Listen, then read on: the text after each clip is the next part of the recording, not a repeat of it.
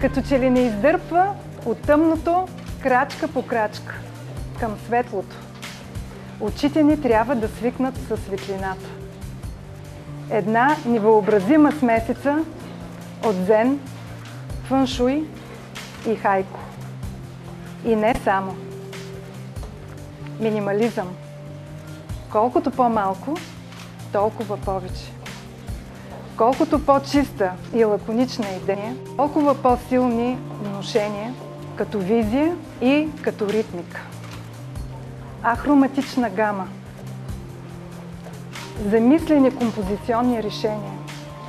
Експеримент с хартията, с графичните техники, с форматите, с фактурата. Усещане за една отдалеченост, за безмълвие, за предопределеност. Финна естетика.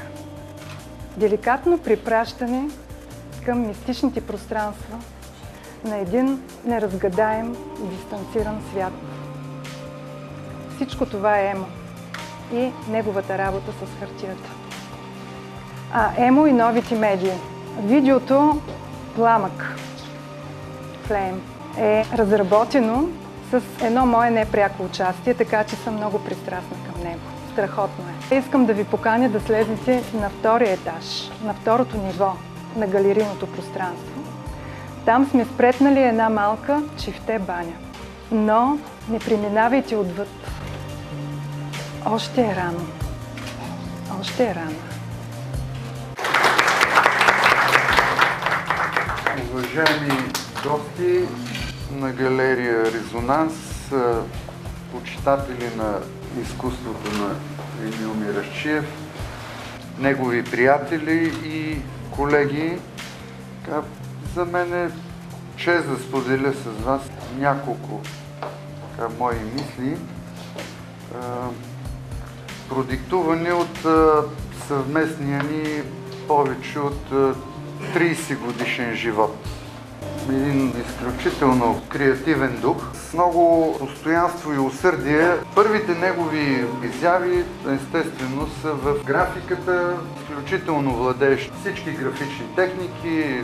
Има много участие в престижни форуми. Аз изпитвам насладата от материята. И от духа, но и от материята. Защото когато човек борави с хартията, трябва да го има това отношение. А ти нещо ще кажеш ли? Да, ще кажа.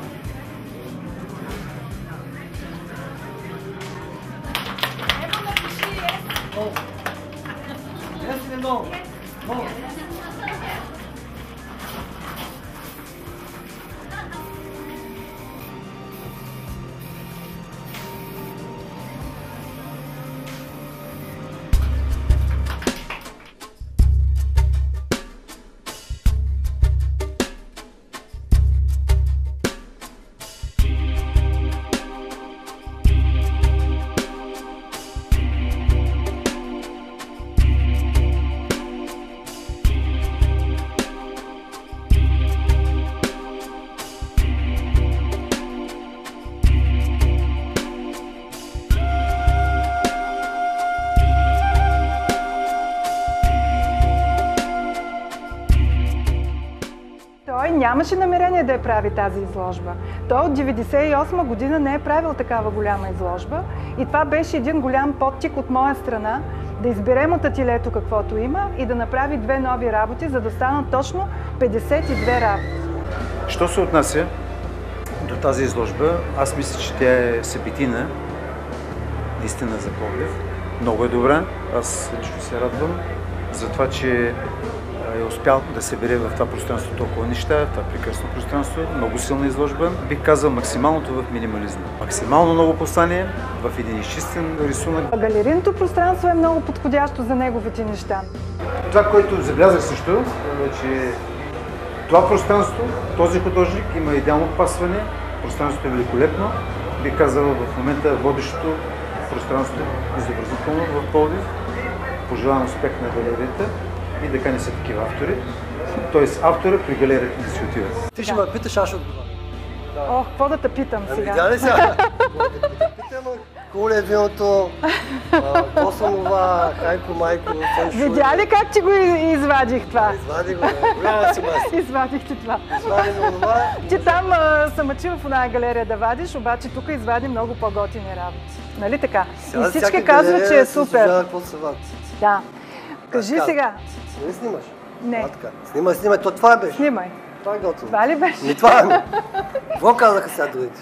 Кажи сега, не казаха, че галерията е страхотна и автора и галерията си отиват. Така ли? Ти не мислиш ли, че е така? Аз мисля, казали, тази хубава галерията е Пък тия работи какво са съжили? Кажи, доволен ли си от галеристката? Да. Страшно съм доволен. Галеристата е супер. Виж как се е избрала, като за моя изложба. Това е, виж, погледни, кожа, кожен колан. Обици кожени. Обици няма, обаче имам дървена гривна. Имам дървено бижу, всичко от естествени материали. Органично, колкото органичен си ти. Толкова. Аз съм много еко, всичкото е котон. Котон. Няма пластмаса.